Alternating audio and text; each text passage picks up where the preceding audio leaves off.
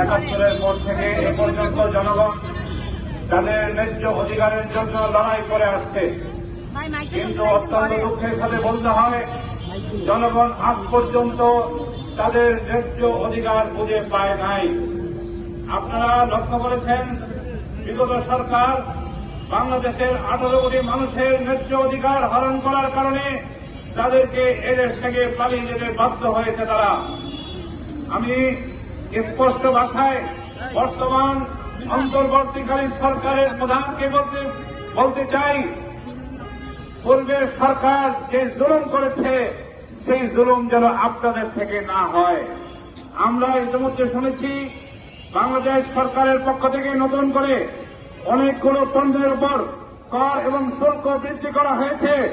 আমি জানতে চাই এই কর এবং শুল্ক বৃদ্ধি করলে এই কর এবং শুল্কের স্টিম রোলার এটা জনগণের উপর দিয়ে যাবে।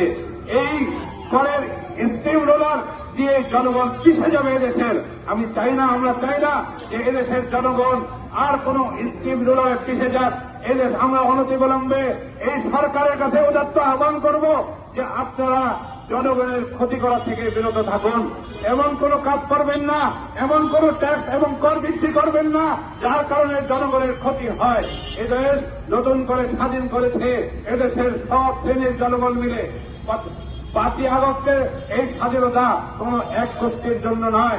এই 5ই আগস্টের স্বাধীনতা এদেশের জনগণ, এদেশের 18 কোটি জনগণ, এদেশের সব শ্রেণীর লোক দল মত নির্বিশেষে সকলে রাস্তায় এসে এই স্বাধীনতা অর্জন করেছে। তাই আমরা বলতে চাই এই স্বাধীনতা যেন আমরা নষ্ট না করি। সরকারের প্রজ্ঞাপনের মাধ্যমে, সরকারের সতর্কতামূলক সেই পদক্ষেপের মাধ্যমে এদেশের যেন জনগণের আর কোনো ক্ষতি না হয়। আমরা সরকারের কাছে উদাত্ত আহ্বান করব, আপনারা যে সিদ্ধান্ত নিয়েছেন কর এবং শুল্ক বৃদ্ধির, এই সিদ্ধান্ত অনতিবিলম্বে বাতিল করুন। এই বলে আমি আমার বক্তব্য শেষ করছি। وآخر دعوانا الحمد لله رب العالمين. اللهم آمين. اللهم أنت السلام ومنك السلام. تبارك يا ذا الجلال والإكرام. وصلى الله تعالى على خير خلقه محمد وعلى آله وأصحابه أجمعين برحمتك يا أرحم الراحمين.